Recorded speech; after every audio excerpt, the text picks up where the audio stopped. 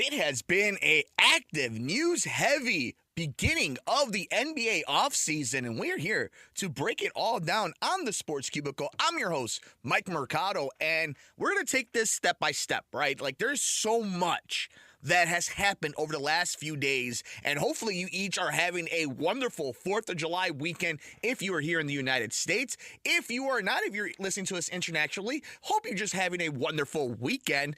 But why don't we start with the defending champions, who re-signed and gave this massive deal to Jason Tatum, who reached an agreement on a 5-year, $314 million contract extension that sets a record for an NBA contract by total value and average annual value, which also just so happened to top Jaylen Brown's deal, which was $285 million just last summer. So the defending champions making sure that they lock down their two core guys. And it is something that we talked about as the finals was happening, when the finals ended, how much it meant for the Celtics to win it. Obviously for Luka, for Kyrie, for Dallas, it would have meant everything for them to have won an NBA Finals. But for the Celtics, for this core, for this group of players, it was do or die for them. It was the moment of truth, one way or another. And this is the reward for winning, is these contract extensions, is putting yourself in some of the same conversations, some of the best in the league. Not just playing right now, but of all time. That's what winning a championship does. And for the Celtics, now we're going to start seeing that. Heck, even their owners are now going to be reaping in the rewards as they are putting the team for sale. The ownership of the Celtics, and it's going to be worth like $4 billion. I think they paid like $500 million for them. So winning the championship meant everything, including getting these deals done. LeBron James, why don't we move to the Lakers really fast? LeBron James agrees to a 2-year, $104 million deal to stay with the Lakers. Bronny James also made about $7 million over 2 years after being drafted 55 by the Lakers. Look, I think it would have been easy for LeBron to have tried to find a way to go ring chasing. I think it would have made sense for LeBron to have tried to maneuver and try to grab some player that he really likes to put a team around him that could compete right now for the Lakers. But I think for LeBron, and this is just me, the contract obviously has a player option, I think, in the second year. So it allows him the flexibility to do anything after this year, depending on how his body feels, what happens with Bronny. But the most important thing is Bronny. It's to play with his son to establish a road for Bronny and, quite frankly, any other player in the next decade, 2 decades, the unicorn that comes along that can kind of do what LeBron did, playing with one of your children. I think he's setting the precedence for that to be a thing. I think he has the long game in mind. Look at LeBron, wherever he is in your conversation when it comes to the Mount Rushmore, the GOATs, wherever conversation, whenever we are ranking players, all-timers, LeBron is where he's going to be in your list. We know he's going to be on top of the list. We just don't know exactly what number he is in your personal rankings. But fact remains is it's already done. Whatever your perception is, whatever the thought is, whatever the judgment is, it's already been made. There's nothing you can do that can change that. So I think that's what's really fascinating. We could talk about the nepotism and whatever. There's so much nuance to that. There's also so much bad faith, bad actors talking about it. But I think for most people, it's just an interesting story that we all could kind of see through. And that's okay. We know what it is. The game will decide what happens long term. But for right now, I don't think there's any harm to it. And the guy who didn't get drafted, that the one player that didn't get drafted, trust me, if that dude is that dude, it'll happen. If anything, it lights the fire for a lot of other players. So that in itself is its own interesting storyline we're going to see throughout the NBA season, and something we've never seen before. And something I don't think anybody thought they were going to see. Klay Thompson is heading to the Mavericks in a sign and trade 3-year, $50 million deal. Free agent Klay Thompson has agreed on a 3-year, $50 million contract with the Dallas Mavericks, ending his historic 13-year run with the 4-time champion Golden State Warriors. Thompson's deal was largely inspired by the chance to compete for a 5th title with the Western Conference champion Mavericks. The deal negotiated by his agent, Greg Lawrence of Westerman, required a multi-team sign-and trade that sends Mavericks guard forward Josh Green to the Charlotte Hornets and 2 second-round picks to the Warriors. Dallas is sending its own 2031 second-round pick in the deal, as well as the least favorable of the 76ers or Nuggets second-round pick into 2025, a source said. That's from Adrian Wojnarowski. And it's something that we all know if you watch enough sports, if you've been covering sports, if you've been a sports fan long enough, that the ending is never good. It's never smooth. It's never pretty. It's always like this. And when Draymond got that big deal, when a lot of other players got those big deals for the Warriors, it didn't have to be spoken. Everybody knew what was happening. They weren't going to pay Klay. You can say whether or not that was good on Golden State or that was bad on Golden State, whether Klay still has it, whether he's worth it. There's a lot of basketball conversation you can have on it. Who's the better player between him and Draymond? When healthy, we know it's Klay. We know how important Draymond is to that whole mixture. But now that you've taken another ingredient out of it, how much can this Golden State Warriors team do? How far can they go?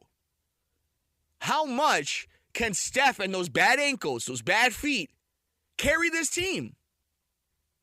For Dallas, it's a champion. It's a veteran. It's a Hall of Famer. It's somebody who can hit a big shot. Again, it all comes down to health. That's what it always comes down to. But we also know that a change of scenery is sometimes the ultimate remedy for somebody who's struggling, especially a great player. Especially going to a team that was just in the NBA Finals. That in itself was fascinating.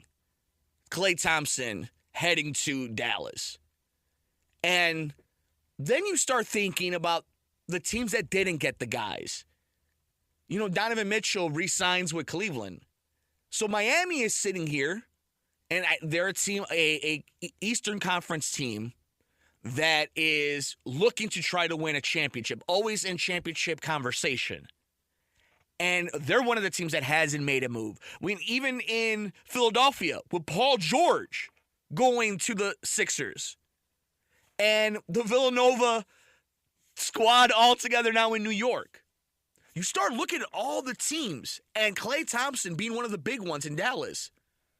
Teams like Miami, teams like Chicago, teams like Denver, so on and so forth that haven't made a move yet, can't make a move. Maybe just need some help. Maybe don't mind that these moves are being made. But the point is there was a lot of activity in the NBA by big dogs, by big sharks. And there's going to be teams that are going to be left behind. Who is that going to be when this merry-go-round ends?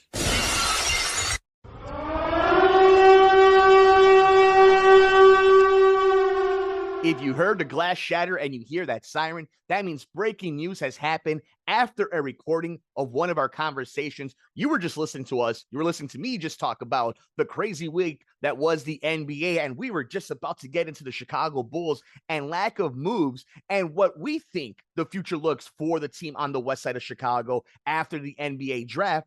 And overnight, on Saturday night, a Woj bomb hit the social medias.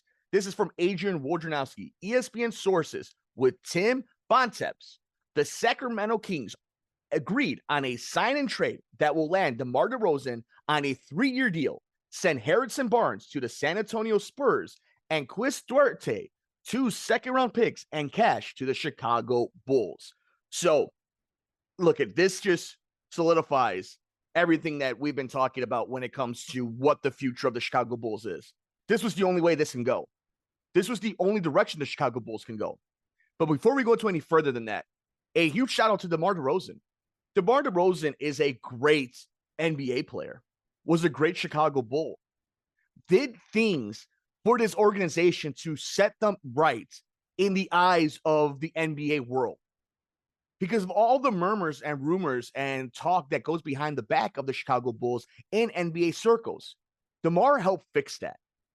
DeMar always gave his all, whether playing for a play-in tournament, playing for a seeding in the NBA playoffs, or just trying to get 500. DeMar's the ultimate professional. It just never worked for this core, for the Chicago Bulls. Whether it was snake bitten or just not good enough, Lonzo Ball, Nikola Vucevic, Zach LaVine, and DeMar DeRozan weren't good enough to break through that ceiling and win an NBA title.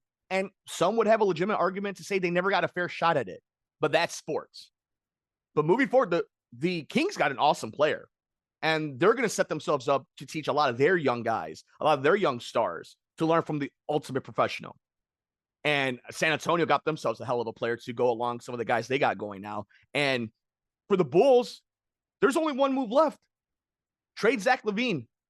Because we're going to jump back into the conversation we were just having with past Mike about the week that was the NBA. There's only one direction for this Chicago Bulls team, and that's to look to the future, to be honest with yourself, to show to everyone that you're not full of hubris, that you can't see the faults or the endings to something that you really believed in. So why don't we jump back and listen to my final thoughts on the Chicago Bulls? Because now that this move has been made, I still think it's a long road for the Chicago Bulls. This is one move of many they had to make. And there's going to be a lot of growing pains. And ripping the Band-Aid is going to hurt. But you have to do it. You have to do it. So why don't we go back to my original conversation about the crazy week that was in the NBA, as DeMar DeRozan is now a Sacramento King. Then you look at the other star of the Chicago Bulls, and Zach LaVine. Now that Klay has ended up in Dallas, can Zach fit in Golden State if they want to go for it? If they think they can go for it?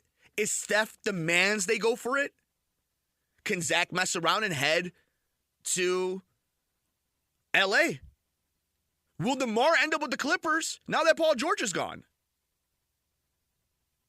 There's so many different avenues this can go. And for the Bulls, the only thing it leads to is rebuild. It's blowing up the entire team and doing what you're doing with young players. Building around Ayo Dosunmu and Kobe White. Re-signing Patrick Williams. You now just drafted Matas, trying to stay in the top 10 for the draft pick so it's protected and you keep it. There's so much that the Bulls need to do to be one of these teams we were just talking about earlier on in this segment. But this is the start. So a nice pickup for the Bulls. Jalen Smith, a nice player. But most importantly, I think we are starting to see what Arturas Karnisovas said earlier on in his press conference of a few weeks ago, where we got to give it a few weeks. We're seeing it. We're seeing what they're doing, and they're rebuilding, retooling. They're demolishing the whole thing, Bulls fans. So they may not be in these conversations right now that we're having about these big-time players going to big-time teams who are making big-time moves to try to do big-time things. That's not what the Bulls are doing right now. They want to get into that scenario. But it's going to be a lot of growing pains, Bulls fans. I can tell you that much. It's going to be interesting to see who wants these players. If Alex Caruso was your most valued player and you saw what you got for him, what does that do for the rest of your team, for like DeMar and Zach and their value? If the league is telling you things without telling you. It's just things to keep in mind as a Bulls fan, as an NBA fan. But we want to know your thoughts of all these crazy moves so early on in July to start off the holiday weekend. Let us know your thoughts. We're on Twitter at Sports Cubicle TV. Check us out over at the mothership, over at Heartland Signal, WCPT820.com. And, of course, check out the merch over at luchadog.com. And check out the video version of all the segments over at youtube.com at The Sports Cubicle. We got a whole lot left on this edition of The Sports Cubicle. I'm your host, Mike Mercado.